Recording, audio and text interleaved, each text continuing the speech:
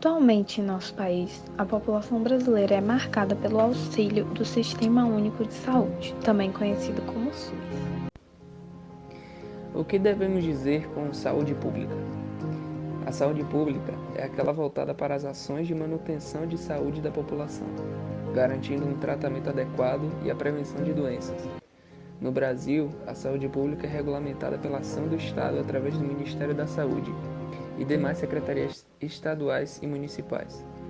O objetivo básico da saúde pública é garantir que toda a população tenha acesso ao atendimento médico de qualidade.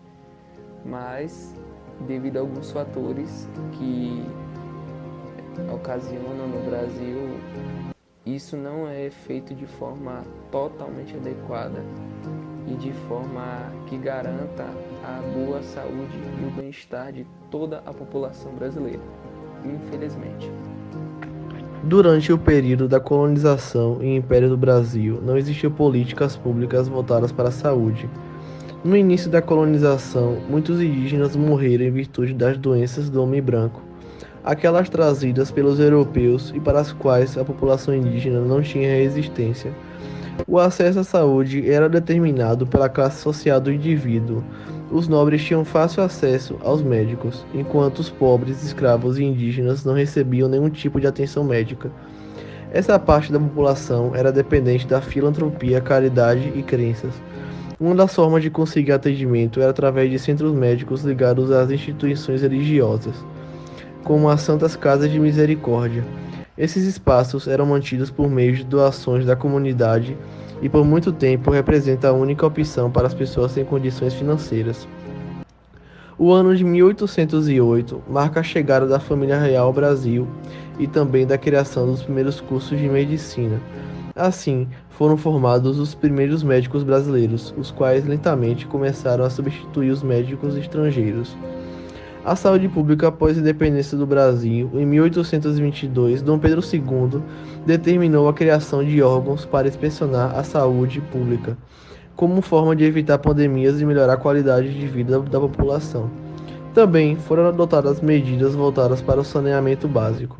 No final do século XIX e no início do século XX, a cidade do Rio de Janeiro contou com diversas ações de saneamento básico e campanha de vacinação contra a varíola. Em 1970, apenas 1% do orçamento da União era destinado para a saúde. Ao mesmo tempo, surgiu um movimento sanitarista, formado por profissionais da saúde, intelectuais e partidos políticos. Eles discutiam as mudanças necessárias para a saúde pública no Brasil. Uma das conquistas do grupo foi a realização da 8ª Conferência Nacional da Saúde, em 1986. O documento criado ao final do evento era um esboço para a criação do Sistema Nacional da Saúde, o SUS, Conferência Nacional de Saúde. A 8ª Conferência Nacional da Saúde foi um marco para a história da saúde pública no Brasil. A Constituição de 1988 traz a saúde como um direito do cidadão e um dever do Estado. Outra importante conquista foi que o sistema de saúde público deve ser gratuito, de qualidade e acessível a todos os brasileiros ou residentes no Brasil. Nesse período de pandemia, a luta pela vida contra o vírus da Covid-19 tem marcado o dia a dia dos profissionais da saúde nos hospitais, postos de saúde e policlínicas. A falta de materiais e de uma estrutura adequada, como máscaras, luvas e até mesmo oxigênio, dificulta ainda mais o trabalho desses profissionais. Boa parte da população brasileira é dependente do Sistema Único de Saúde, o que também fez com que ocorresse o colapso durante a pandemia. Diariamente, técnicos de enfermagem, médicos e enfermeiros se encontram perdidos e desvalorizados, pois milhares de profissionais arriscam suas vidas todos os dias, mas mesmo assim não recebem o mínimo de apoio do governo. A maioria dos pacientes graves, que a gente já tentou todas as medidas para melhorar a oxigenação, a gente costuma colocar em decúbito prona, por no mínimo 16 horas. Ele foi pronado às 5h30 da manhã, tá? Os pacientes melhoram a oxigenação com essa medida. Então, é uma medida muito comum aqui no setor Covid. O paciente fica sedado, em prona, tá? Normalmente a gente precisa de 5 a 6 funcionários mais a fisioterapia para realizar essa manobra. Então, é uma manobra que tem que ser feita em equipe, né? E exige esse número de profissionais para cada paciente que a gente coloca em prona. Os pacientes são mais novos, né? Esse tem 44 anos, a média de idade a partir dos 30, 40, 50, 60. São os pacientes que atualmente se encontram internados em estado grave aqui no Covid. A ocupação sempre foi alta, porém, na última semana, nós estamos todos os dias com 100% de ocupação. Aqui nesse quarto, por exemplo, nós temos 4 leitos de UTI, os 4 entubados, sedados, graves, alguns fazendo diálise. E o que nós observamos nessa segunda onda é que o número de pessoas está significativamente maior que na primeira e a gravidade dos casos também.